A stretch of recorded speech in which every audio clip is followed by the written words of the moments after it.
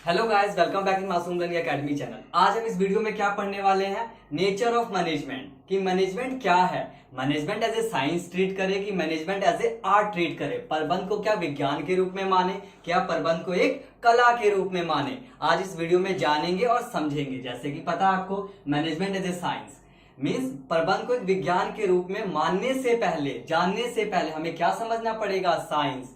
Science किसे कहते हैं, विज्ञान क्या होता है, पहले हमें वो जानना है। तो साइंस क्या होता है? Science is a systematic body of A knowledge. जो एक साइंस जो होता है, विज्ञान होता है, ज्ञान का क्रमबद्ध समूह होता है जो किसके ऊपर बेस्ड होता है, that is based on observation and experimentation. जो अभ्यास और प्रयोगों पर क्या होता है, आधारित होता है। उसको हम क्या बोलते हैं, साइंस बोलते हैं और विज्ञान कहा जाता है। ओके चलिए, जो भी साइंटिस्ट होते हैं और जो रिसर्चर होते हैं वो क्या करते हैं, किसी चीज पर जब रिसर्च करते हैं तो क्या करते हैं, वो बार बार उसी चीज पे जिसका रिसर्च करने जा रहे हैं बार बार प्रैक्टिस करते हैं, बार बार प्रैक्टिस करते हैं।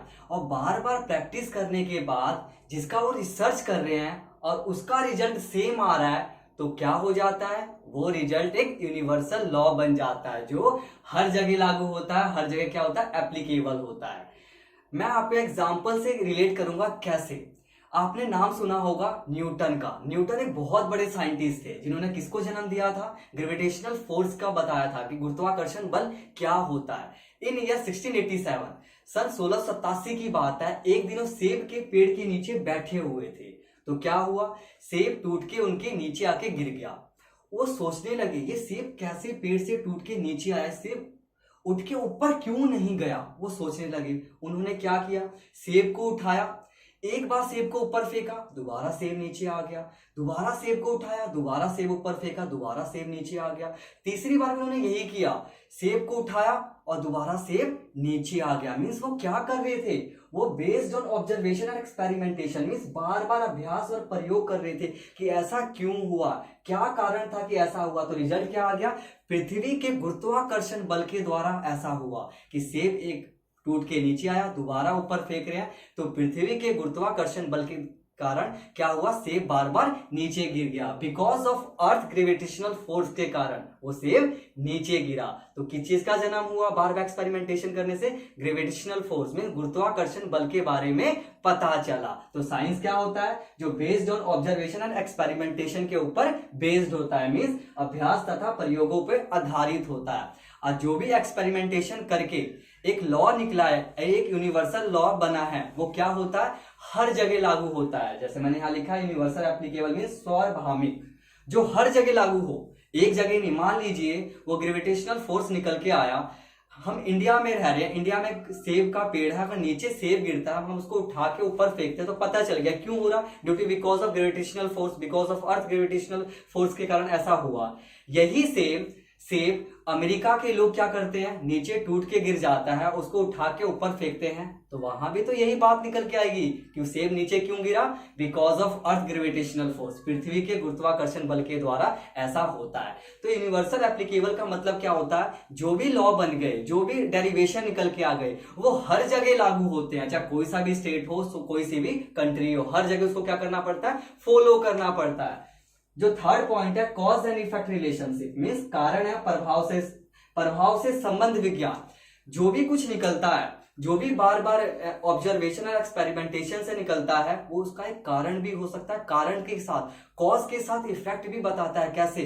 सेब टूट के, उसी एग्जांपल को रिलेट कर रहा हूं, सेब टूट के नीचे गिरा तो कारण है, क्या कारण था कि सेब टूट के नीचे आया, और दोबारा सेब को उठा के हम ऊपर फेंक रहे हैं तो क्या कारण था कि दोबारा सेब नीचे आया। तो वहां से क्या निकला, ग्रेविटेशनल फोर्स, गुरुत्वाकर्षण बल के कारण, बिकॉज पृथ्वी के गुरुत्वाकर्षण बल के द्वारा ऐसा हुआ। तो क्या बताया ग्रेविटेशनल फोर्स, एक कारण के साथ साथ प्रभाव भी बता रहा है कि ऐसा हो रहा है तो क्यों हो रहा है। ओके, मैं इस तीनों फीचर्स को एक और एग्जाम्पल से आपको रिलेट करके बता सकता हूं।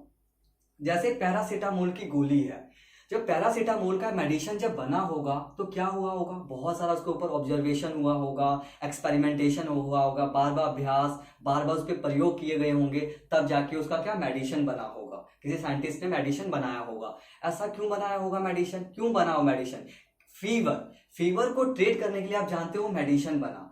अब वो क्या है, तो क्या है, बार बार एक्सपेरिमेंटेशन ऑब्जर्वेशन करने के बाद और जो मेडिसिन बना वो क्या नाम है, किसी एक ही व्यक्ति पे फॉलो होता है क्या, क्या एक ही स्टेट पे फॉलो होता है क्या, नहीं, हर जगह यूनिवर्सल एप्लीकेबल बन गया कि जिसको भी बुखार आएगा उसको मेडिसिन देना है। और उसमें क्या था, एक्सपेरिमेंटेशन क्या क्या हुआ, जो छोटे बच्चे हैं उनको कितने ml देने हैं, जो बड़े लोग हैं उनको कितना मेडिसिन, कितनी खुराक देनी है, कितनी डोजेस देने हैं, जो बूढ़े लोग हैं, जो ओल्ड एज के लोग हैं उनको कितना मेडिसिन देना है। तो ये क्या हुआ, बार बार एक्सपेरिमेंटेशन करके तय हुआ, बार बार उस पर प्रयोग हुए, बार बार प्रयोग करने के बाद पता चला कि जो छोटे लोग हैं उनको इतनी खुराक देनी है, जो हम जैसे लोग हैं उनको इतने मेडिसिन देने हैं, जैसे 500 ml की गोली, 500 mg की गोली देनी है, 3 टाइम दे देना है। तो कैसे हुआ, बार बार एक्सपेरिमेंटेशन, कुछ भी बनता है साइंस में उसका क्या होता है, बार बार शोध होता है, बार बार प्रैक्टिस होती है। ओके, तो इसको ही मैं कॉज एंड इफेक्ट से जोड़ दूं वो मेडिसिन को, तो क्या क्या कारण था कि वो मेडिसिन बना, बुखार को ट्रीट करने के लिए, है ना, कारण था बुखार। अब बुखार को ट्रीट करने के तो इफेक्ट क्या आया कि अगर वो मेडिसिन खाएंगे तो हम लोग ठीक हो सकते हैं। अब इसका देखते हैं फोर्थ पॉइंट क्या है, सर्व एज ए रिवाइवल गाइड फॉर फ्यूचर प्रेडिक्शन। जैसे आपको बताया कि साइंस के अपने अपने कुछ डेरिवेशन होते हैं, उसमें से एक डेरिवेशन मैं आपको बता रहा हूँ। जैसे स्पीड है, स्पीड का फॉर्मूला क्या होता है, चाल का क्या फॉर्मूला होता है, डिस्टेंस अपॉन में टाइम, मीन्स दूरी बटे में समय। एक साइंस का अपना डेरिवेशन है। इसको मैं एग्जाम्पल से आपको रिलेट कर सकता हूँ कैसे, मान लीजिए मुझे यहां से, दिल्ली से मुझे जाना है मुरादाबाद, ट्रेन से मुझे जाना है, दिल्ली से मुझे मुरादाबाद ट्रेन से जाना है, और जाने में मान लीजिए किलोमीटर डिस्टेंस कितना हो सकता है, 300 किलोमीटर। और 300 किलोमीटर डिस्टेंस के लिए मेरे पास 5 घंटे है कि मुझे 5 घंटे में ही क्या, मुझे मुरादाबाद पहुंच जाना है दिल्ली से। तो आप फॉर्मूला आपको क्या बताया, स्पीड इज इक्वल टू चाल का डिस्टेंस अपॉन में टाइम। डिस्टेंस क्या बताया था आपको, 300 किलोमीटर, और टाइम क्या बताया, 5 घंटे। तो 5 घंटे को अगर 300 किलोमीटर से डिवाइड करते हैं तो स्पीड क्या निकल गई, 60 किलोमीटर पर आवर। तो ये फ्यूचर प्रेडिक्शन कैसे हो गया, मुझे मान लीजिए 5 घंटे में, अगर मान लीजिए सेमी ट्रेन, वैसे सबको पता कि 5 घंटे में हम चले जाएंगे, एक अंदाजा लगाया हमने, प्रिडिक्शन किया। कभी कभी की ट्रेन को क्या होता है, किसी कारणवश ट्रेन लेट पहुंचती है, तो 5 घंटे के बदले 7 घंटे भी तो लग सकते हैं। तो कई जो भी एक साइंस के डेरिवेशन होते हैं, जो भी फॉर्मूले बन के निकलते हैं, वो भी कभी कभी उस पर फ्यूचर का हम प्रिडिक्शन भी कर सकते हैं, जैसे मैंने आपको एग्जांपल को रिलेट करके बताया। अभी मैंने आपको क्या बताया, फीचर्स ऑफ साइंस, साइंस के मैंने आपको फीचर्स बताए। इन्हों चारों फीचर्स को आपको मैं रिलेट करूंगा मैनेजमेंट एज ए साइंस, मतलब प्रबंधन को विज्ञान के रूप में इन्हीं तीनों फीचर्स को यूज करके बताऊंगा कि मैनेजमेंट एज ए साइंस है कि नहीं है, प्रबंधन को क्या एक विज्ञान मान सकते हैं कि नहीं मान सकते हैं। आज हम सिद्ध करके बताएंगे, प्रूव करेंगे कैसे। फर्स्ट फीचर्स था based on observation and experimentation. अब बात मैनेजमेंट के तौर पे बात करेंगे, जैसे मान लीजिए हेनरी फ्योल के अपने प्रिंसिपल है, एफ.डब्ल्यू. टेलर के भी अपने प्रिंसिपल है। हेनरी फ्योल ने 14 प्रिंसिपल दिए, जो उनके 14 प्रिंसिपल बने वो ऐसे तो नहीं बन गए कि आज लिख दिया कहीं वो प्रिंसिपल बन गए, नहीं। उन प्रिंसिपल को क्या हुआ, एक ऑर्गेनाइजेशन में लागू किया गया, वहां से क्या रिजल्ट निकला देखा गया, फिर सेम प्रिंसिपल को, जो 14 प्रिंसिपल थे, सेम प्रिंसिपल को दूसरे ऑर्गेनाइजेशन में लागू करके देखा गया कि वहां से क्या रिजल्ट निकला। ऐसे जितने भी प्रिंसिपल थे, सारे प्रिंसिपल को हर एक अलग अलग ऑर्गेनाइजेशन में लागू किया गया, देखा गया कि क्या रिजल्ट निकल रहा है, वो जो प्रिंसिपल है सही है कि नहीं है। वहां से क्या हेनरी फ्यूल ने अपने प्रिंसिपल बनाए, एफ.डब्ल्यू. टेलर ने अपने प्रिंसिपल बनाए। तो जो मैनेजमेंट के जो प्रिंसिपल होते हैं वो क्या होते हैं, वो भी बेस्ड होते हैं ऑब्जर्वेशन एंड एक्सपेरिमेंटेशन के ऊपर, मींस अभ्यास तथा प्रयोगों पे क्या होते हैं, आधारित होते हैं। ओके, चलिए मैंने आपको एक फीचर्स बताया था, मैनेजमेंट इज ए परवेसिव का मतलब क्या, सर्वव्यापक।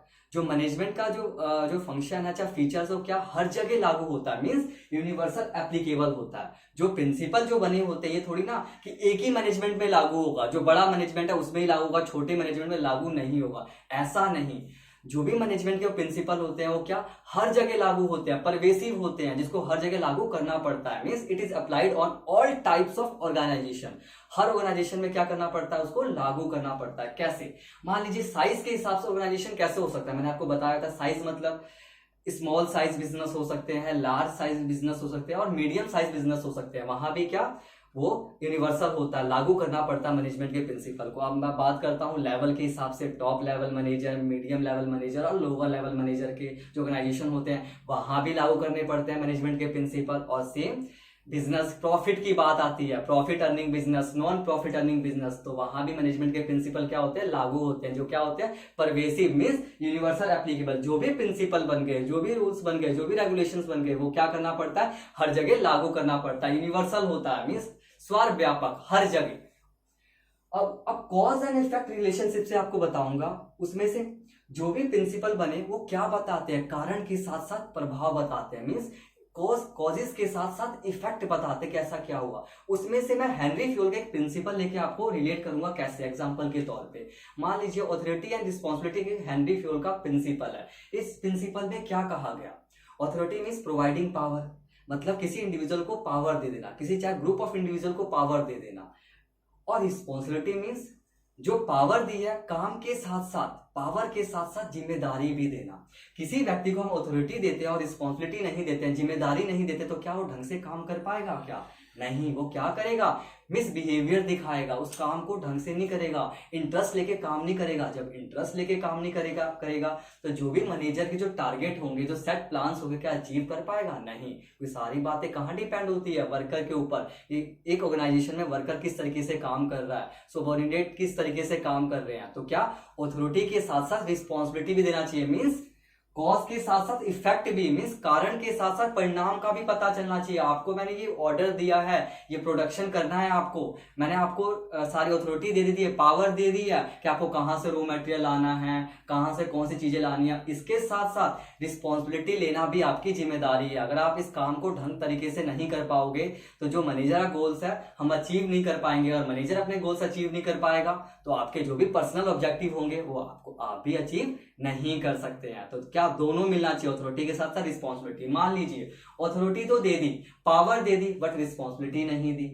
पावर तो है बट जिम्मेदारी नहीं है, तो मैंने आपको बात बताया, काम वो ठीक ढंग से नहीं करेगा, मिसबिहेवियर दिखाएगा। और सेम इसी एग्जांपल को अथॉरिटी या रिस्पॉन्सिबिलिटी, मान लिया रिस्पॉन्सिबिलिटी दे दी, जिम्मेदारी दे दी कि आपको ये काम करके दिखाना है, इतने टाइम फ्रेम में आपको ये काम को कंप्लीट करना है, बट रिस्पॉन्सिबिलिटी दे दी बट अथॉरिटी नहीं दी, तो कैसे काम करेगा, पावर तो है ही नहीं, कहां से रॉ मटेरियल लाएगा, कहां से ह्यूमन रिसोर्सेज लाएगा। तो कहने का मतलब है दोनों का बैलेंस होना चाहिए, अथॉरिटी के साथ साथ रिस्पॉन्सिबिलिटी, दोनों का बैलेंस होगा तभी एक ऑर्गेनाइजेशन में ठीक ढंग से काम हो पाएगा। तो क्या बताता है principle of management, Henry Fayol के प्रिंसिपल ने क्या बताया, कॉज के साथ साथ इफेक्ट भी बताए। और फोर्थ पॉइंट है serve as a reliable guide for future prediction. इसका मतलब क्या, ये भी मैं एक हेनरी फ्योल का प्रिंसिपल का एग्जांपल लेके आपको रिलेट करूंगा। मान लीजिए डल बॉस पॉलिसी, ये क्या था, एक ऑर्गेनाइजेशन में 3 बॉस है और तीनों बॉस एक ही सबऑर्डिनेट को एक टाइम पे काम दे रहे हैं। बॉस 1 से भी काम मिल रहा है, बॉस 2 से भी काम मिल रहा है, बॉस 3 से भी काम मिल रहा है।